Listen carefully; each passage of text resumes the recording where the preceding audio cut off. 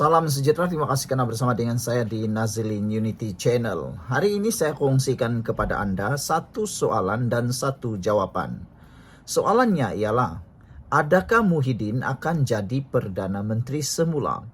Itu soalan yang mudah untuk menjawab keadaan politik sekarang yang tiba-tiba Muhyiddin kata satu pengakuan yang luar biasa, yang mana Muhyiddin kata itu dulu sekarang lain. Berkaitan dengan saya Melayu dulu, baru Malaysia tak penting lagi. Keinginan Muhyiddin untuk menjadi kerajaan semula sangatlah kuat setakat ini dan sekarang ini. Persoalan paling penting sekali lagi, adakah Muhyiddin akan jadi Perdana Menteri semula? Jawapan kepada persoalan itu ialah, setakat Mei 2025, kemungkinan Tan Sri Muhyiddin Yassin kembali sebagai Perdana Menteri Malaysia dilihat sangat tipis dan mustahil. Ini berdasarkan beberapa faktor utama yang akan saya kongsikan sebentar lagi. Sebelum kita teruskan ulasan ini, siapa yang ada masalah gout, kencing manis dan tinggi darah, jangan lupa tekan butang produk yang ada dalam video ini, karena produk ini sangat terbukti berkesan dan membantu hidup. Ramai orang sudah menggunakannya, lulus KKM, halal dan paling bagus, ianya murah. Cepat beli selagi stok masih ada. Tekan butang produk dalam video ini. Baiklah, saudara. Faktor-faktor yang menyebabkan Muhyiddin hampir mustahil dan tipis menjadi Perdana Menteri ialah, nomor 1, isu perundangan dan kes Mahkamah Muhyiddin. Seperti yang kita semua tahu, Muhyiddin sedang menghadapi beberapa pertuduhan di mahkamah, termasuk kes salah guna jawatan dan penggubahan wang haram berkaitan program Janawibawa. Perbicaraan kes ini dijadwalkan bermula pada 17 September tahun 2025. Selain itu, beliau juga berdepan pertuduhan menghasut dengan sebutan semula kes ditetapkan pada 15 Januari 2025. Situasi ini menjejaskan kredibiliti beliau sebagai calon Perdana Menteri. Itu faktor nomor 2. Nomor 1. Faktor nomor 2 yang menyebabkan Muhyiddin tipis menjadi Perdana Menteri lagi ialah kerana dinamika politik semasa. Walaupun Perikatan Nasional PN yang dipimpin oleh Muhyiddin Yassin menyatakan kesediaan untuk menjadi kerajaan alternatif dan dianggap sebagai kerajaan menanti, kerajaan menunggu, tiada petunjuk kukuh bahawa mereka mempunyai sokongan majoriti di parlimen. Tambahan pula kenyataan Muhyiddin bahawa sebarang perubahan kerajaan perlu melalui proses demokrasi menamatkan spekulasi mengenai usaha tebuk atap atau rampasan kuasa. Perbuatan tebuk atap akan menyebabkan negara akan huru-hara. Rampasan kuasa akan menyebabkan orang bukan menjadi suka dengan Perikatan Nasional, suka dengan Muhyiddin. Akan lebih ramai orang membenci Perikatan Nasional kalau usaha tebuk atap dan rampasan kuasa diadakan lagi. Faktor ketiga, kritikan dan persepsi awam. Beberapa pemimpin politik mengkritik hasrat Muhyiddin untuk kembali sebagai Perdana Menteri. Antara Ahli Majlis Kerja Tertinggi UMNO, MKT UMNO, Datuk Puat Zarkasi, menasihati Muhyiddin agar menyelesaikan dahulu kes-kes mahkamahnya sebelum bercita-cita menjadi Perdana Menteri semula. Selain itu, kenyataan Muhyiddin yang berubah daripada Melayu dahulu kepada Malaysia dahulu menimbulkan persoalan mengenai konsistensi prinsip beliau. Ada yang mengatakan bahawa ada yang malu dengan prinsip Muhyiddin. Ada yang kata memalukan kerana prinsip Muhyiddin yang tidak konsisten. Ini semua gara-gara mahukan jawatan dan mahukan kuasa kata mereka, termasuklah Akmal Saleh. Hubungan nomor 4 yang menyebabkan tipisnya harapan Muhyiddin menjadi Perdana Menteri ialah kerana hubungan dengan institusi diraja.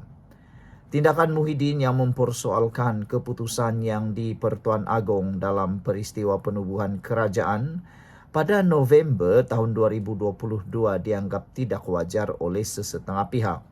Ini boleh menjejaskan hubungan beliau dengan institusi diraja yang memainkan peranan penting dalam pelantikan Perdana Menteri.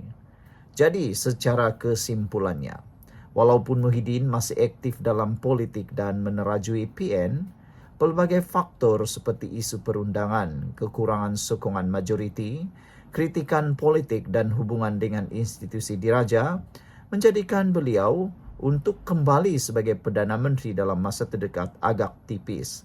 Namun dalam politik Malaysia yang dinamik, perubahan boleh berlaku dan situasi ini akan perlu terus diperhatikan. Sekian untuk kali ini. Jangan lupa tinggalkan komen anda, tekan butang subscribe. Bye-bye. Salam sejahtera, terima kasih kerana bersama dengan saya di Nazlin Unity Channel. Perbicaraan kes Najib itu adalah satu keputusan yang ditunggu-tunggu oleh ramai netizen. Adakah 3 pertuduhan pengubahan wang haram Najib akan digugurkan? Semuanya ini akan diketahui pada esok hari Selasa. Adakah 3 pertuduhan pengubahan wang haram 27 juta ringgit terhadap Najib akan digugurkan? Mantan Perdana Menteri Datuk Seri Najib Razak akan mengetahui sama ada permohonan untuk menggugurkan 3 pertuduhan dalam kes SRC Internasional pada hari Selasa ini. Ini berikutan representasi yang dihantar kepada Jabatan Peguam Negara terhadap tuduhan pengubahan wang haram membabitkan 27 juta ringgit dan SRC Internasional Sendirian Berhad. Sebelum kita teruskan ulasan kali ini, jangan lupa siapa ada masalah kencing manis, gout dan tinggi darah, tekan butang produk yang ada dalam video ini. Beli cepat produk ini kerana terbukti telah membantu ramai orang sehat. Lebih baik daripada itu, harganya murah dan ianya juga terhad. Cepat beli, halal, lulus KKM dan juga sudah ramai yang memberikan testimoni yang sangat baik. Ada yang berumur 60-an, ada yang berumur 50-an, ada yang berumur 40-an menggunakan produk ini. Testimoni mereka menyatakan bahawa mereka lebih sehat selepas menggunakan produk-produk ini. Dan ya, saya kongsikan kepada anda supaya anda mempunyai pilihan yang cepat selain daripada anda mengamalkan gaya hidup yang sehat. Pada prosiding terakhir Najib yang berlangsung pada 10 Mac, Timbalan Pendakwa Raya Muhammad Ashraf Adrin Kamarul memaklumkan kepada mahkamah bahawa representasi tersebut belum diputuskan lagi.